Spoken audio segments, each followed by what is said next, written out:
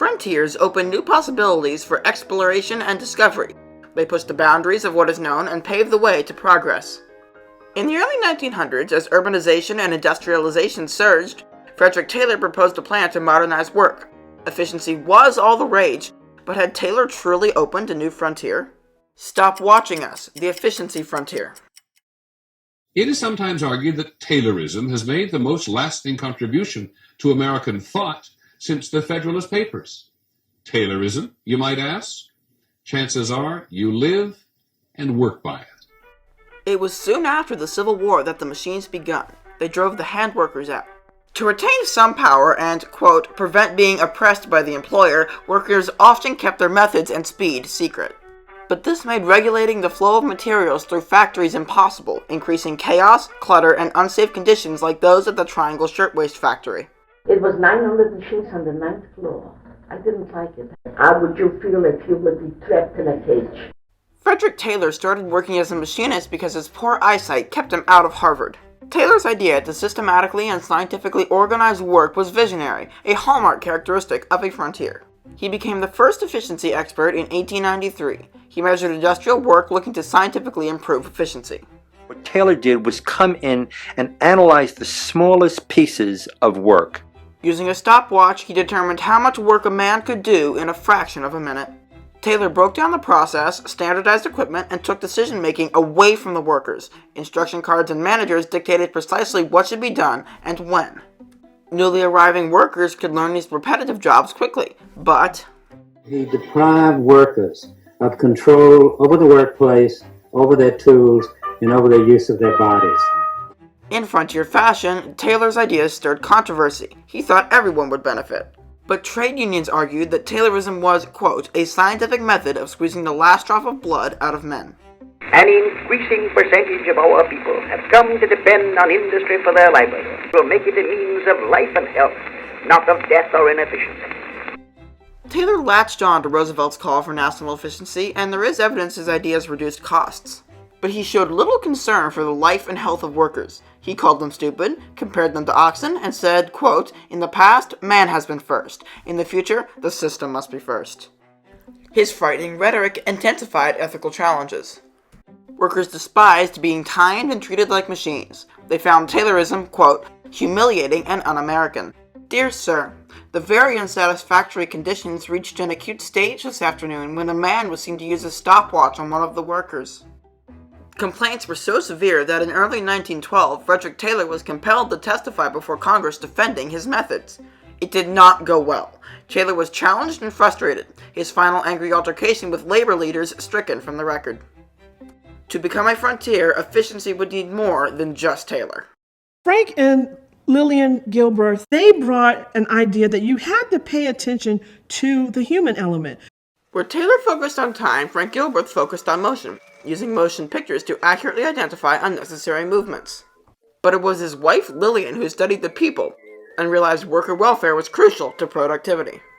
Felt that the human element was the most important element in any work situation. Lillian Gilbreth, one of the first female engineers, brought respect for humans to the efficiency equation by showing an increase in comfort and happiness also increases efficiency. In 1903, star student and future psychologist Lillian Muller met and fell for building contractor Frank Gilbreth. Frank qualified for MIT, but instead started as a bricklayer. He redesigned the process and cut bricklaying time in half. Within a month of their engagement, Lillian and Frank were collaborating on books about efficient construction. These show understanding and respect for workers. In her biography of Frank, Lillian wrote, there was coming into his work the systematic and finally the scientific handling of the human element. She said his work, but it was their work. It was a collaboration of her psychology expertise and his engineering knowledge. According to Lillian's biography of Frank, they also worked with labor leaders, and for a while, Frederick Taylor. When Frank Gilbreth met Frederick Taylor in the fall of 1907, he enthusiastically learned everything Taylor had to teach. But Lillian wasn't quite the fan Frank was.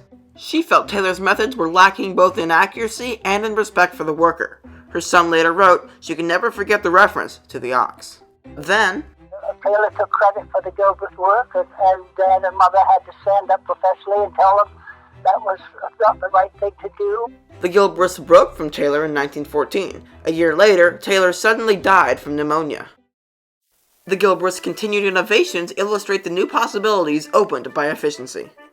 They invented graphic flowcharts for visualizing processes, introduced coffee breaks and fitted chairs to reduce fatigue, and used new motion picture technology to provide irrefutable data and allow workers to analyze their own work. They redesigned for safety, not just speed, assisted doctors and nurses to cut surgery time, improving patient outcomes, and Frank Gilbreth joined the Army in World War I, helping soldiers learn efficient methods for assembling weapons. After the war, the Gilbreths pioneered redesigning physical environments to assist people with disabilities.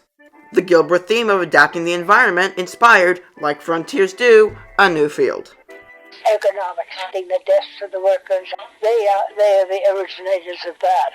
Lillian's 1911 PhD thesis groundbreakingly advised, quote, modifying the equipment, materials, and methods to make the most of the man.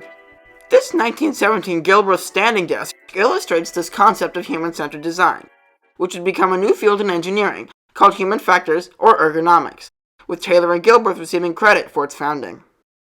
Ergonomics is the science of designing the workplace and work organization to fit the worker or the employee rather than having the worker's body be fitted into the job at hand. As the Gilbreths worked, efficiency was already impacting the economy and paving the way for progress. Henry Ford denied being influenced by Frederick Taylor, but Ford's 1913 assembly line depended on Tayloristic ideas of standardized parts and segmented work. A 1915 congressional report concluded that Taylorism coordinated work functions and conferred great benefits on industry.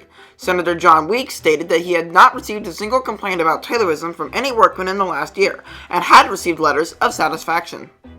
A machinist said, I know the conditions before and after the Taylor system. The men have been able to live in better homes and dress and enjoy life better. In the 1910s and 20s, efficiency showed, quote, profit in rest for workers, and helped shorten the work week. A paper company credited efficiency with increasing wages 15% and reducing hours 10%. Efficiency also showed the frontier characteristic of adaptability, but prejudice slowed progress. In 1924, Frank Gilbreth died and sexism hindered Lillian's career in industry. However, she continued pioneering the efficiency frontier by adapting efficiency methods to the home. She designed efficient kitchen layouts, electric mixer, foot pedal trash can, and storage on refrigerator doors. Her unique perspective was valuable, but advancing engineering for other women would prove difficult. There already have been a number of outstanding women in the field. It's been much slower than we wish. The acceptance of marginalized people into management positions was also slow, so efficiency had the unfortunate consequence of reinforcing existing inequalities. In 1935, Lillian Gilbreth began teaching industrial engineering at Purdue University, showing that the methods she helped pioneer were now mainstream, and efficiency as a frontier had an end.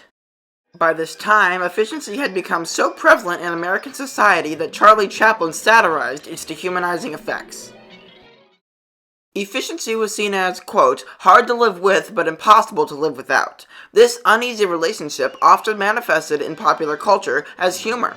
Even a 1950 movie about the Gilbreth family shows efficiency as ridiculous. Lillian Gilbreth continued teaching efficiency around the world, receiving multiple accolades, including the Japanese government's Order of the Precious Crown in 1968 for, quote, outstanding contribution to guidance in diffusion of scientific management and industrial development. She died at age 93 in 1972. Industry and manufacturing have continued to evolve, acknowledging Taylor and Gilbreth as early contributors and modifying methods to fit the employee, becoming part of the legacy of what we can now confidently call the efficiency frontier. In the 1990s, sociologist George Ritzer cautioned that efficiency methods had gone too far, stifling creativity, dehumanizing society, and replacing traditional diverse cultures with a homogenized consumer culture. But increased productivity, quality control, improved working conditions, and availability of goods are also byproducts of the efficiency frontier.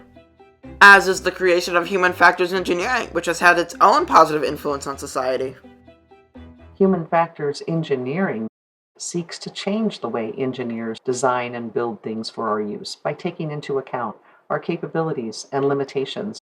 With human factors engineering, we will have a much more productive environment and everybody will be safer. Efficiency opened possibilities, pushed boundaries, and paved the way for the future. It is a frontier that changed the world.